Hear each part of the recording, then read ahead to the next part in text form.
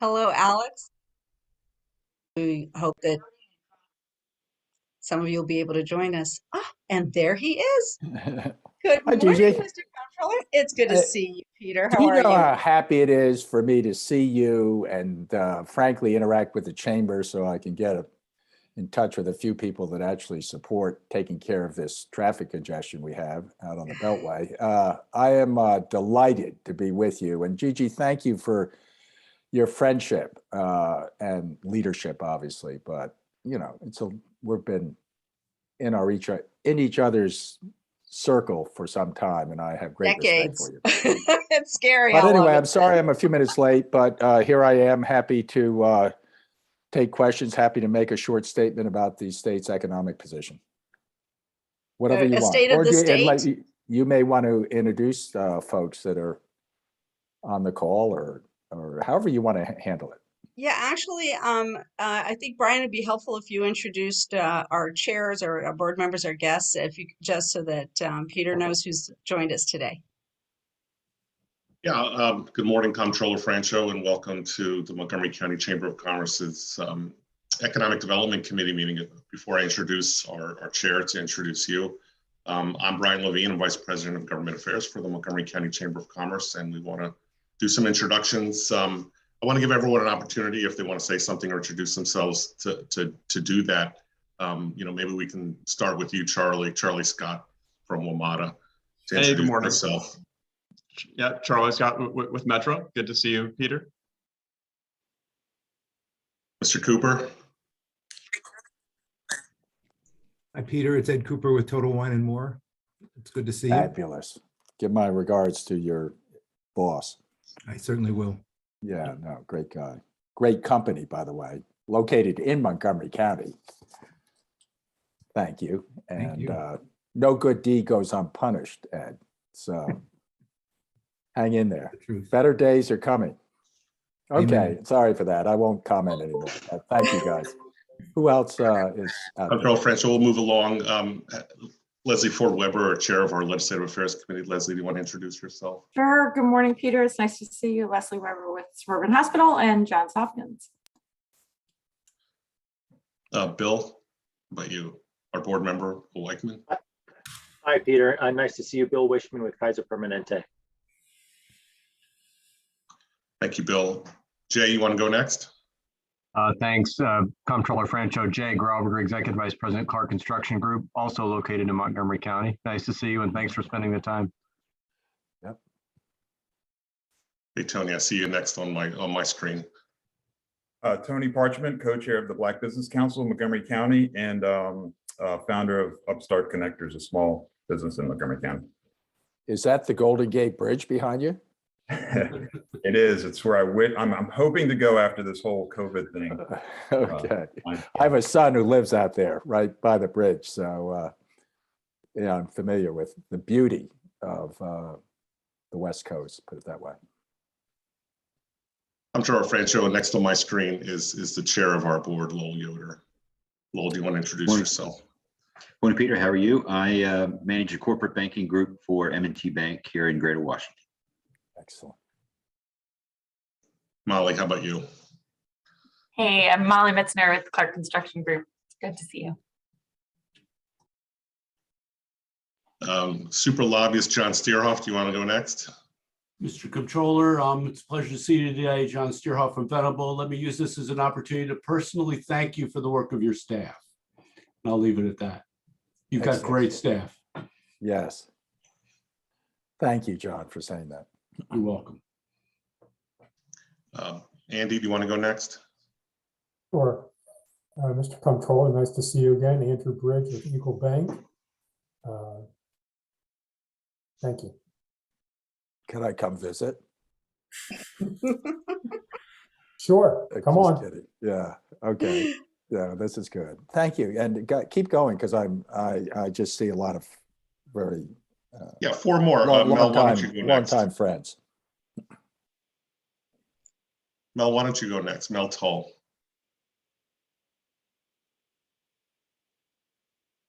Good morning, Mr. Controller.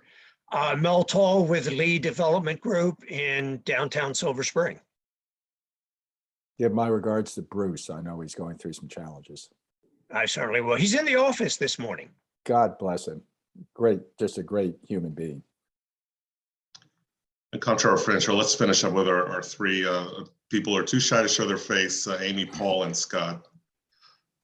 Paul, I see you up there. Go ahead. Hi there, Paul Bardak. I'm the statewide head of our Maryland Small Business Development Center. As you may know, we are by far the largest state program providing assistance, both consulting, one-on-one consulting, as well as group training to entrepreneurs currently in business or people thinking one day of starting their own companies. So very much looking forward to hearing your remarks today. And thanks for having me. Amy Prentice from AstraZeneca. Yes, hi, good morning. Amy Prentice, Associate Director of State Government Affairs for AstraZeneca. Very nice to meet you and thanks for your time this morning. Welcome. And Scott. Hello, Scott Wallace. I'm a partner with Miles and Stockbridge and appreciate your time this morning. Very interested in hearing what you have to say. Excellent. And Alex from the Comptroller's office is with the Comptroller. To Alex, I don't know if you want to introduce yourself as well so they know you. Sure. Hi, I'm Alex. I'm in the Comptroller's office, and I will also just leave my email in the chat. So if anyone has any questions or any assistance they want to follow up on after this, I'm available. And I'm wondering, before Ann Kademian, our committee chair, takes over, do we want to take a group picture? Brian, do you have that capability so that we've got something? I already did, but we could take one where people Let's are take actually another expecting one. it if you want. Yeah. Give me Everybody a 1, 2, put your 3 so I cameras can on. smile. Yes. Yeah. Okay, everyone. On 1, 3, 2, 1, smile. Okay, thank you, everyone. Yeah, Gigi, with that, I want to introduce the chair of the Montgomery County Chamber of Commerce Economic Development Committee, Ann Kademian, from the universities at Shady Grove. Go ahead, Ann. Thank you, Brian. And Comptroller Franchot, welcome. It's a pleasure to have you here. Real honor to have you here today. I'm Ann Kademian. I'm the executive director at the universities at Shady Grove. We hope to be on the forefront of some great educational innovation and transformation in the years to come.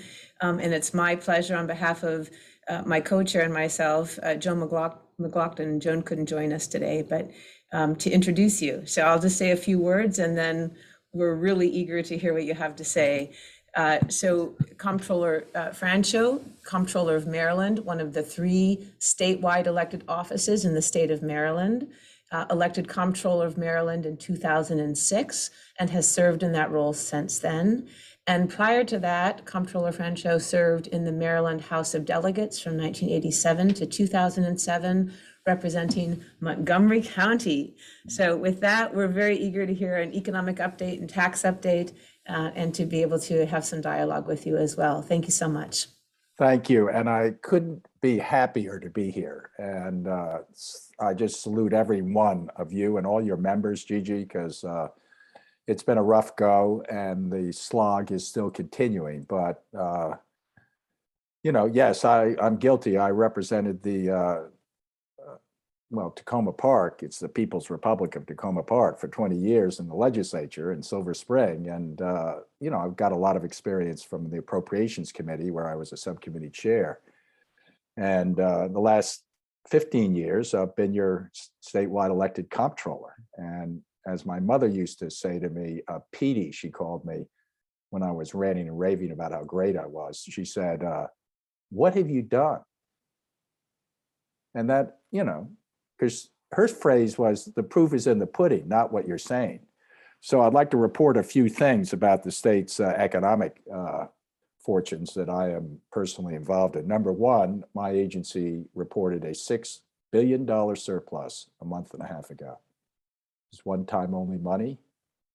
I chair the Bureau of Revenue Estimates. That's why we have this thinking. The legislature still is not totally plugged into the $6 billion. It's money that comes from last fiscal year, the fiscal year we're in, and the fiscal year ahead.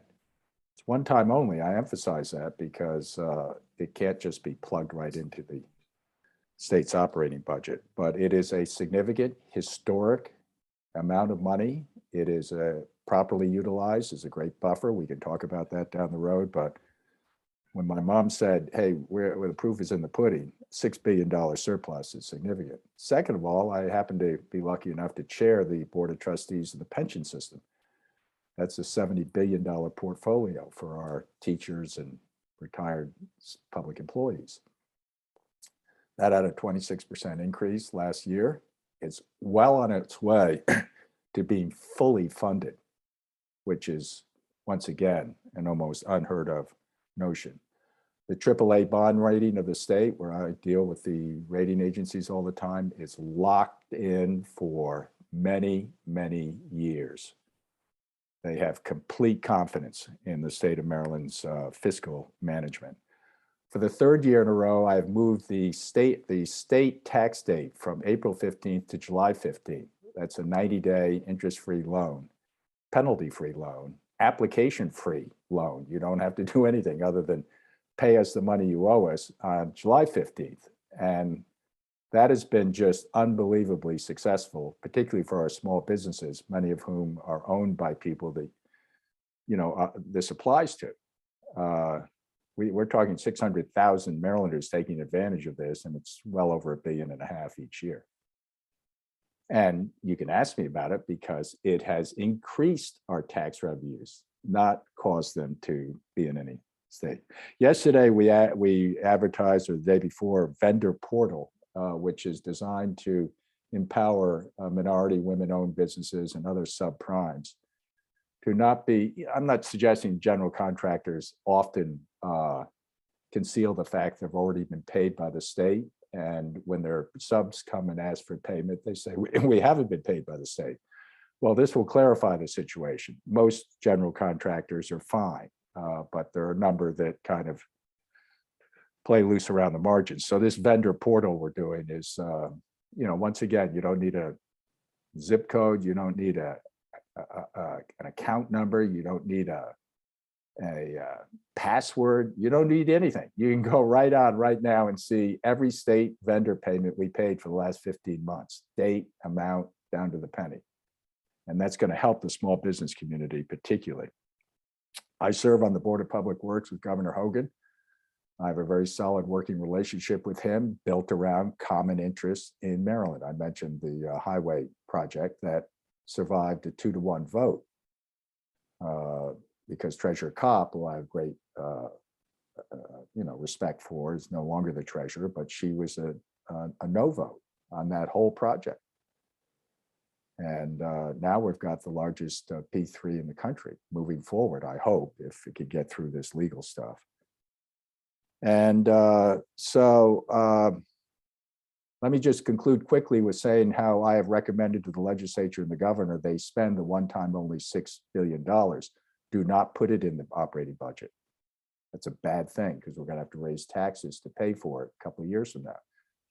So I've suggested they take $2 billion and put it immediately into the rainy day fund, which is the state's piggy bank. And that will buffer us against anything Ukraine related or otherwise that may be shaking up the economy. I think we need that. And I think people support that as a concept. I'm suggesting another $2 billion be put into one-time only infrastructure projects. We need it desperately all over the state.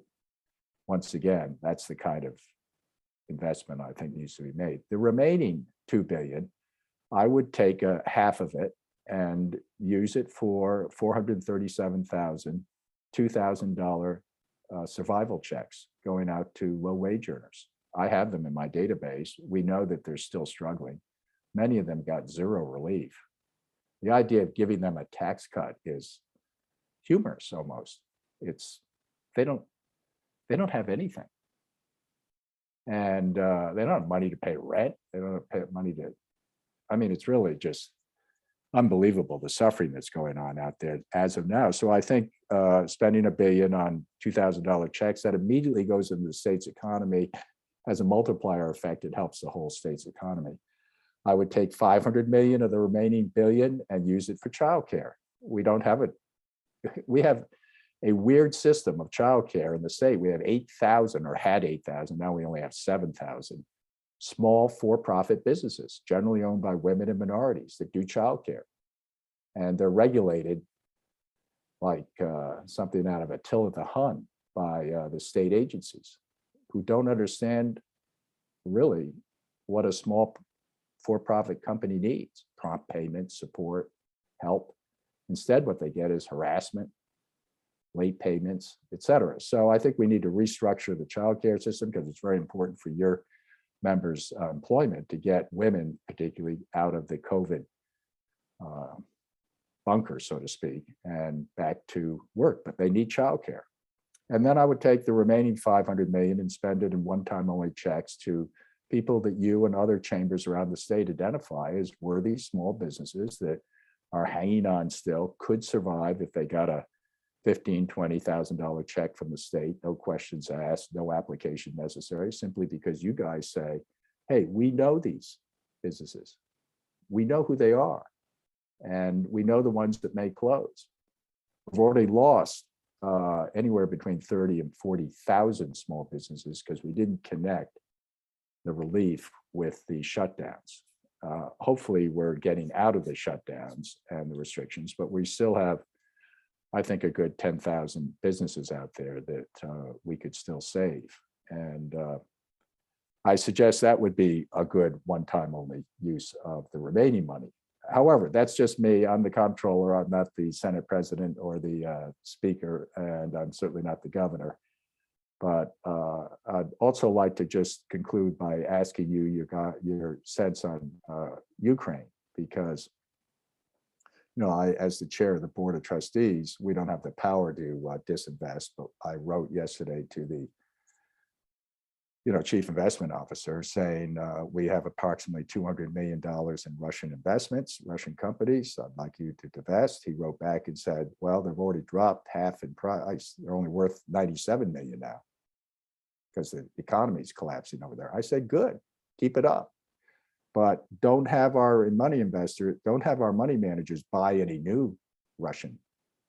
You know how money people tend, I'm not an expert on this, but many of our money managers like to buy low. I don't want them doing that. I think we need to burn our financial bridges with Putin as much as we can, as long as the Ukraine invasion is going on. Happy to anyway. So I think that will probably happen. Well, I'm also interested in any investments that oligarchs have with investments in the portfolio. And I'm also interested in any investments in Maryland that corporations or LLCs or shell companies that are connected to the Russian oligarchs may have. And I'm interested in what the Port of Baltimore is doing as far as importing commodities from Russia and aluminum and other things and sending them out west. And I'm interested in your thoughts, because I frankly think what's going on in Ukraine is a tipping point, and our country's at risk in an odd way, because if Ukraine falls, the rest of Eastern Europe will be subject to falling. And the United States is the mortal enemy of Vladimir Putin, who apparently thinks that he loves capitalism as long as there's no competition. He doesn't want any competition. That's the thing he leaves out in free enterprise. He wants to control everything. He's got these oligarchs. And anything you guys, obviously I'm not interested in individuals necessarily. I'm looking for companies, LLCs, shell companies, developers, law firms, other people that have these unbelievable oligarchs that are apparently all over the place. I'd be interested, because once again, I'm allowed to look at companies, LLCs, and if you guys know somebody that's connected to these oligarchs, my view is that Putin is like a poisonous snake who is trying to swallow a big porcupine right now of his own making. And the only thing the US can do is exert financial pressure. And we can't exert financial pressure in Maryland. We have 30,000 Ukrainian Americans who are absolutely up in arms. And we have many Russian Americans who think it's appalling what Putin is doing. But I would offer to you guys in the business community, the threat is the free enterprise system, competition, the genius of the private sector we have in Maryland is potentially, a target. And any ideas you have about how we can increase the financial squeeze that's legal. I don't want to do it. I'm not sorting through tax returns and stuff. I'm just doing what I should do as a good fiscal officer of the state. Thank you. I'm sorry to have wandered into international relations, but it's out there, and we really have some challenges over the next couple of weeks. Thank you, Gigi, and Ann, thank you, and happy to take questions. Thank you so much. Brian, should we just have people on mic if they'd like to ask questions? Oh, let me give people my personal cell phone. I do this often when I have people of stature and civic importance. And I want you to text me or email me or voicemail me and call me. Many of you are already in it. Gigi, I get my car and drive over to find out what she wants. But you know what I mean. The personal cell I have right here is 301 area code 332-1961. And my staff, Alex, always rolls her eyes when I do this, but I do it because I want to stay connected. Thank you. Happy to take questions or, just your comments on what you think is going on in the economy, because it's very, very solid on the one hand, but volatile on the other. And inflation is obviously something that is, of great concern. At Comptroller Franchot, I just want to start by, first of all, expressing appreciation for your impact focused beginning, where the impacts have been made. It's very much appreciated. And also appreciate the broadening of the discussion into what's happening internationally as well with Ukraine. So thank you for that really helpful beginning to this conversation. And you've given us a lot to think about and react to. So thank you so much. And let's open it up for comments and questions.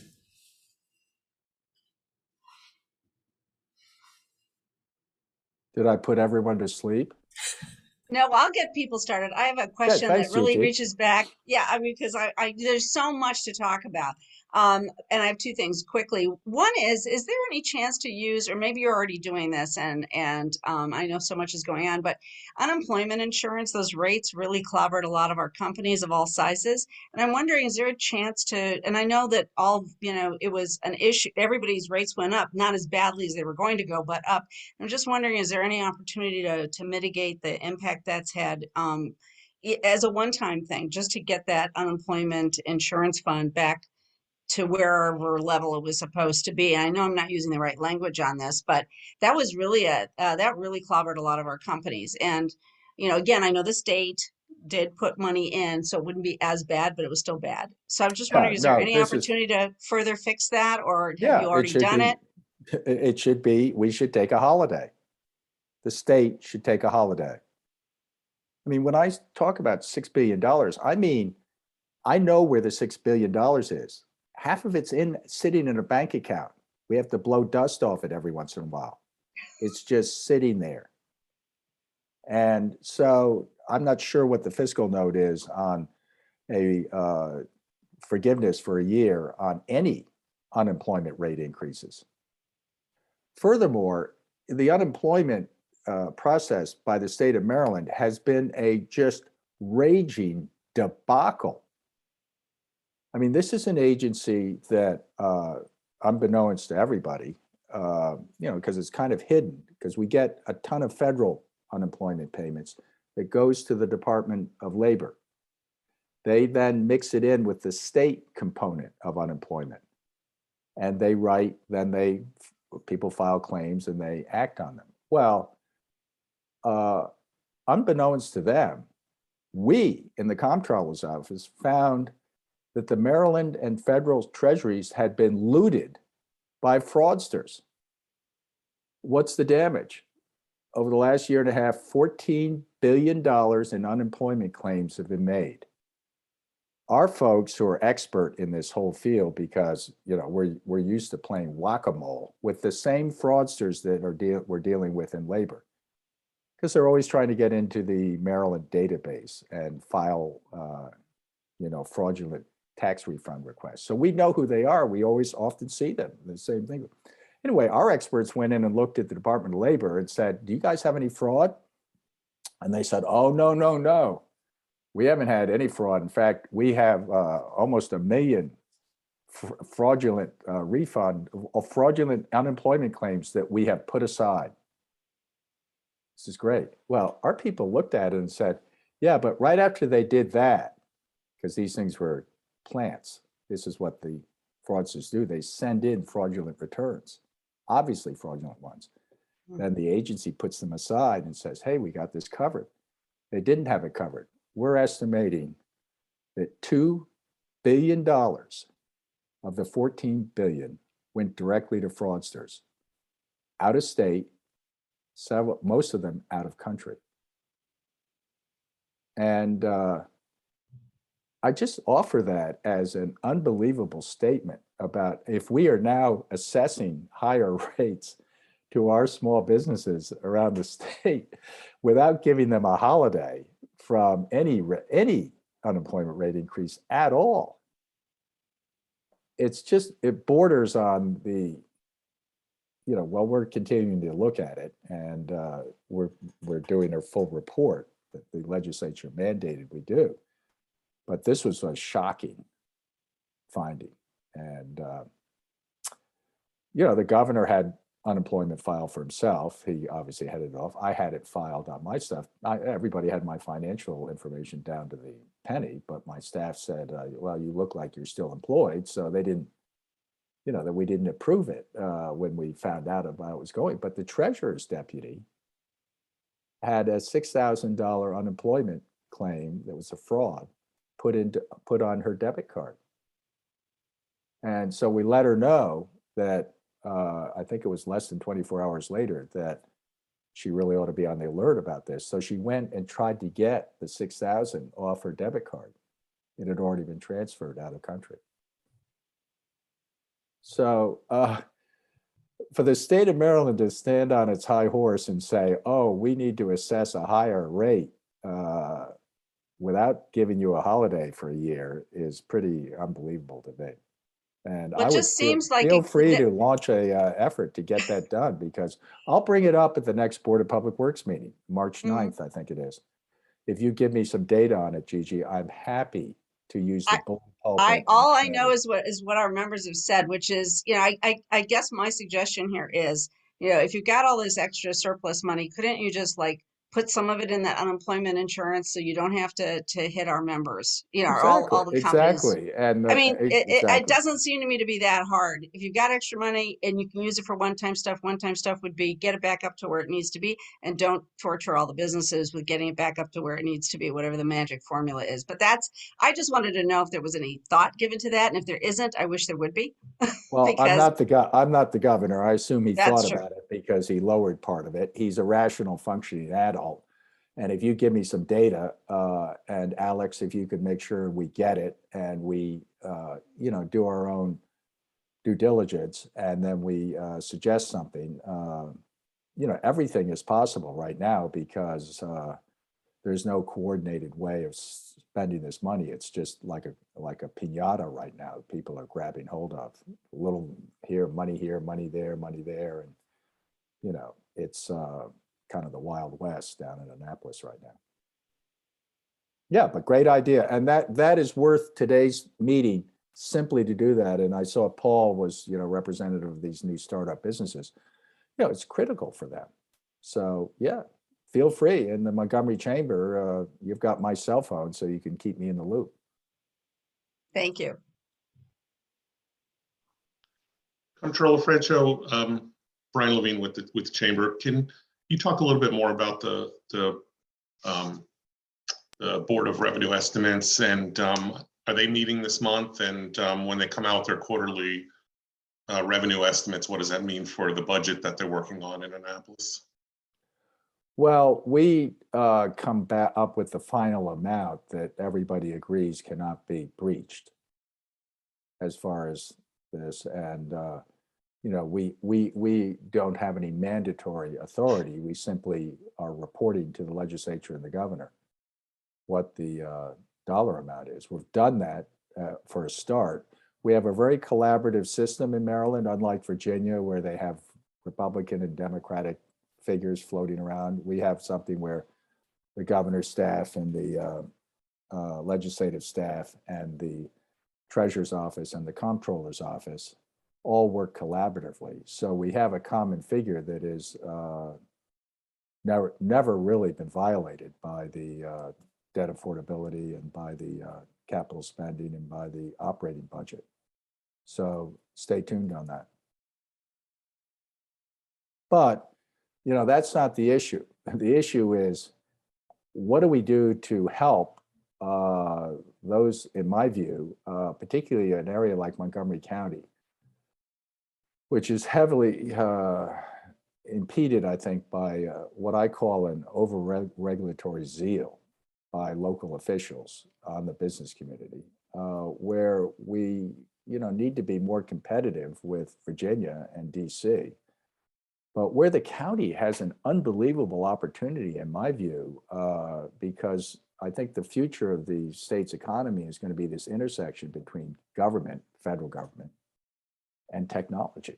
And you guys are sitting on a gold mine. I'm just, you know, I constantly hear from people that, oh, Montgomery is struggling, et cetera, et cetera, et cetera. I think the future is incredibly bright for a lot of things that you guys are filled with, like life sciences, cybersecurity. Someone mentioned Suburban and Johns Hopkins. I mean, that's the greatest hospital in the world. I don't know. I'm just riffing a little bit. You know, whenever I'm reading about Montgomery, I read that everybody's upset with the business regulation. I think the regulatory stuff in Montgomery County needs to be looked at from top to bottom. I also think the state tax system needs to be looked at from top to bottom. And I'm sorry to say, I think that, you know, even the, you know, a lot of the problems in the county seems to come from the county taxation system and dependence on the property tax, et cetera. So we're running in, you know, you guys don't have a clear field in front of you, but I think with a little bit of adjustment in how the county views small, moderate, and big businesses, we could really take off. Thank you. I've lived in Takoma Park for 41 years. So, you know, if it's debated, it's debated. I've had my neighbors picket me outside my house because, you know, I'm doing something that is, you know, considered inappropriate, like voting for stadiums up in Baltimore City that should have been spent on schools. That's okay. I love Montgomery County. I love the principles and values of the county, but I think we could use a little bit of a perception change in the county. I guess I'd put it that way. Thank you. I'll get back to you. We have the Bureau of Revenue Estimates. The head of that division just became my deputy comptroller, Andy Schaffel. So I'll have him call you and brief you fully on, you know, we also do the local income, you know, we collect the local income taxes for the county. So we can give you a briefing on how that's looking from a fiscal standpoint. You can let your folks know that. Anything else that people want? You can always contact me offline, but go ahead. Right. Speaking of collecting taxes of various kinds, sales tax. I'm just curious, where are we on? What's the state of the state on that? Because there are all these, if you look at the national polls, people are out spending money like crazy. You know, all this pent-up demand, revenge spending, all sorts of things are going on. And so I'm curious, is Maryland scooping up some of the benefits of that in our tax coffers? Just, yeah, no, you know. we're a huge participant in that spending spree, consumer spending. We have a $444 billion GDP, which is all economic activity, as you know. That could be doubled, I think, if we properly organized ourselves in Maryland as far as our wealth and our consumer spending. But in answer to your question, yes, our retail taxes, sales tax have skyrocketed. God bless America. Yeah, and so I can get the exact figures to you, but we're outdoing the rest of the country. I think because we have, particularly in Montgomery and the Washington area, a lot of two-income federal families that have been prevented from spending money on anything. And so it's there. And, you know, our folks are very optimistic based on the amount of cash that they understand are in individual Maryland taxpayers' bank accounts. It's, you know, a lot. And it's going to be good as long as we, you know, have a, you know, governing hand on it, which is rational. We haven't served in the legislature for 20 years. You know, I bumped into a few of my former colleagues the other day, and I said, "How are things going?" They said, "Well, here's the problem, Peter. You know, you keep talking about all this tax revenue we've got. So everybody is, you know, used to come to us with a capital request for a university building or something around $20 million. And we'd look at it, and that used to be a lot of money. Now they're coming and asking us for $200 million. So we need to kind of control our desire as politicians to help everybody who has a lobbyist, let's put it that way, and is down in Annapolis right now asking for big chunks of money. But yes, the, you know, other than the low wage earners and the fact that people have difficulty hiring and recruiting people and getting them out from the COVID situation, which continues to be, frankly, something that, you know, we just have to be smart about it and not political. Thank you.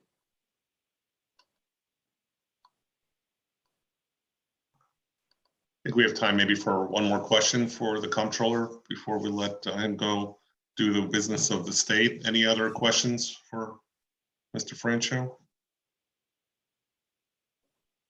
Going once? Okay. I'm sorry, just real quick. I'm just curious. Is this the surplus that the state is running right now? Is it systemic, meaning other states are experiencing the same thing, or is there something particular about Maryland that has that level of surplus? I think the other states, it's a good question. Lowell, I think that's a good question. We're the only state that's really looking at it in a top to bottom way. And the only reason I'm doing it is because I asked the legislature to do it. So they famously said, "We don't want to do it, so you do it." And they fenced off $400,000 of my budget and demanded that I do this full top to bottom review. Well, we're doing the full top to bottom review. I haven't heard any other state that's doing it.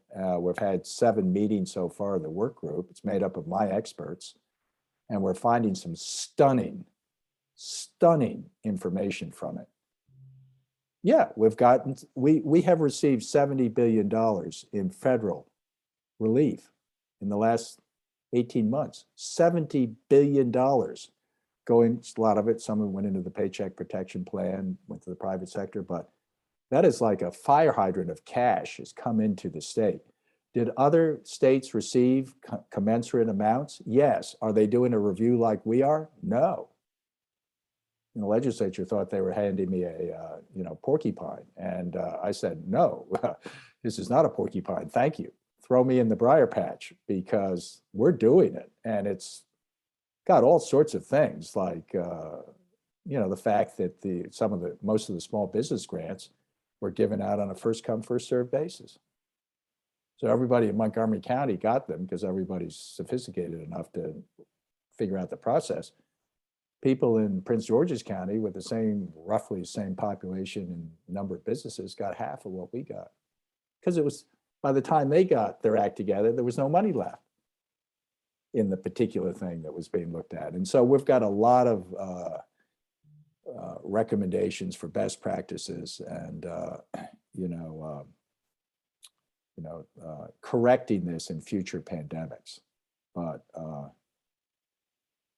anyway, yes, other states receive commensurate money. They just, nobody likes to look at it right now, is my analysis of politicians around the country, because most of the money's been handed out under the emergency basis where there wasn't any real review.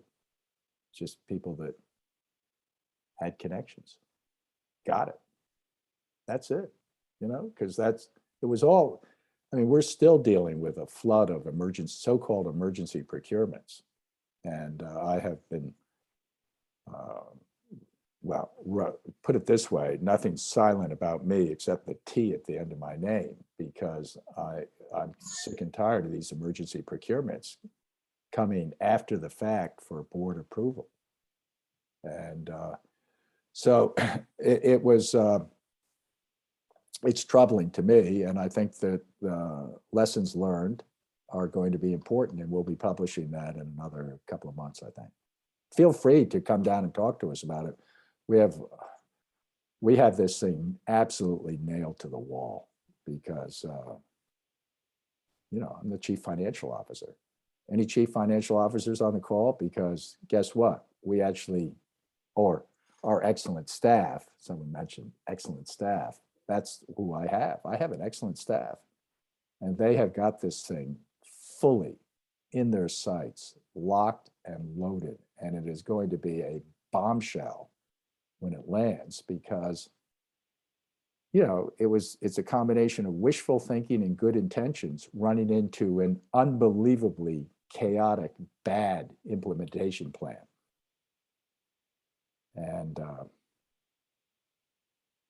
stay tuned. Yeah, well, you ought to come down and meet with our people, because it doesn't get a lot of publicity because everybody wants to say everything's great and fine and nothing. There's no there. Well, there is a there, and we think if it's properly presented that folks will understand.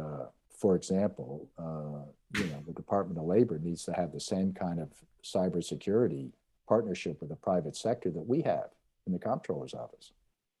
It costs us $400,000 or $500,000 a year, but we have groups that are smarter than the crooks, and they're both smarter than our people. I'm not smarter than me. Let me put it that way, because they're very clever, and every agency needs that component. We've written the legislature and said, could you set up a center for fraud detection for all state agencies? We'll see. Good question. Brian, do we have time for one more question? Sure. I'd like to ask. Sure. Comptroller, you finished your comments focusing on Russia and possible disinvestment, and you just highlighted cybersecurity. You've highlighted a number of really interesting kind of threads and themes. I'm wondering if you could just take a moment to reflect. You've been in this office now for 15, 16 years, and so you've seen a lot. You've seen a lot of the landscape. What are some of the things that stand out for you in terms of the direction of this office, the future? Where do you see, interesting trends or changes in that amazing career of yours in office? I'd just love to hear your reflections on that. Yeah, no, I'm an independent Democrat. I'm a Democrat, so the business community kind of has a love-hate relationship with Democrats, but I'm an independent Democrat. People know me as a straight shooter, and I really value that because I get hundreds of thousands of Republican votes, and I get a great support from the business community. And I think it's not because they agree with me, it's just because they say, hey, I mentioned rational functioning adult who is trying to do the right thing. And I think that's why Governor Hogan is so popular among Democrats. My party's very frustrated with me they want me to be more critical of Governor Hogan because he's a Republican. I'm not. Neither are the Democratic voters. We polled them a lot. Over 70% have a favorable view of Governor Hogan. So my long-term perspective and lesson is that we're fine as a country if we can get people who are civic leaders, regardless of their party or ideology, involved in leadership. And we have a leadership gap, both in the state and in the national government. And because most people of consequence wouldn't touch politics with a 10-foot pole, because it's so toxic and it's so unforgiving and it's so mean.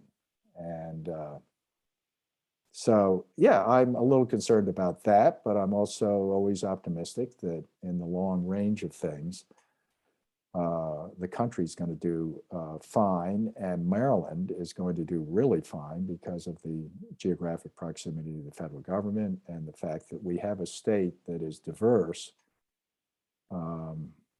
and has many, many assets in it. So I'm on the one hand frustrated and pessimistic about what's going on around the world, but I fundamentally have just a love for, frankly, I said I lived for 41 years in Montgomery. I love Montgomery. I love the civilized view that we have of things. And so I'm kind of like well, if my career is over, I'm going to happily reinvent myself as a grandfather because I've got 3 grandkids. But I'm very comfortable saying to people that, look, let's work together. Let's accent the positive. Let's, have a common front as far as Putin, for example. I'm going to talk to my staff today about starting a petition of Marylanders who stand with Ukraine. I mean, I've asked my wife, where can I give $1,000, not that I'm rich, or $2,000 to a charity that would actually help Ukrainian citizens that are now refugees. I mean, and so I'm a little bit right now interested in trying to do the right thing because I see the international scene affecting the national scene, and the national scene is affecting Maryland's scene. So hopefully we can all get on the same page. Thank you for your question. And I haven't been asked to reminisce about my career. I try to, not tell people that I've been an elected official for 35 years because I think, oh my God, you must be like a dinosaur. Well, actually, I have a tremendous amount of skill and experience, and I continue to be the same kind of outside perspective with insider skills that seems to resonate with the voters. Thank you. Thank you. Gigi, thank you very much for everything. And I won't pull more questions out, but anybody can communicate with me, as you know. Well, thank you, Peter, Mr. Comptroller. First of all, just on a personal note, it's been, we've known each other a long time, and we've always enjoyed working with you. And I can say without hesitation, you've been responsive whenever we reached out, to convey a concern or get information. You and your amazing team are 100% responsive, always have been. And so I want to say thank you to you for that. And I do think today's conversation was very helpful, very interesting, and I'd like to think of it as the beginning for everybody who was on this call. Thank you for sharing your cell phone number, and I'm hoping that our board members and members on this call will certainly take advantage of that, because I know you were sincere when you offered it. So be on behalf of the chamber, I wanted to say thank you, but I want to make sure that our committee chair, Ann Kademian, gets the last word. And I also wanted to give my board chair an opportunity to make a last word because we're pretty close to time on this. Lowell, did you want to say something before Ann does? No, I just thank you. I mean, it's, I know the chamber offers a platform that we can interact with, with folks, decision makers. So I just appreciate your time and your openness to speak with us. So thank you. Thank you. Ann? Thank you. And thank you, Comptroller, so much for your time. These are unsettling and changing times that we are coming out of, especially with COVID and so much happening across the globe. But it is very reassuring to have the opportunity to hear from you, tap into your expertise to help all of us navigate the challenges we're facing as well. So we greatly appreciate your time today and wish you all the very best. Many Thank you. thanks. And just Have a one good last rest of thing, the day. Gigi. Yeah. Just one last thing I'd say, and also from a business perspective, the fact that the state of Maryland is in such strong financial position and management really makes all of our lives easier, because if we were to have to deal with that, it would be much more serious problems. So thank you for your stewardship of the state's finances.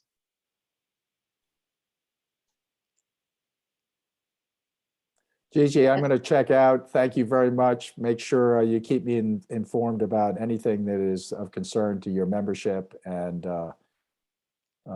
thank you for giving me the opportunity. Alex, don't make me look bad. If anybody wants anything, make sure I hear about it. Take Thank care. you so much. And Brian, we're going to make this this recording. Don't we post this on our website and make it available to folks that want to watch it again or share it with others? And so with that, Brian, you want to close us out? No, thanks, Gigi. We will be sharing the good news. So thank you, Comptroller Franchot, and thank you, Alex, for helping me get this together. And thank you to our members who joined the meeting today. Everyone have a great day. Bye, everyone. Bye-bye. Thank you. Bye-bye. Thank you, everyone.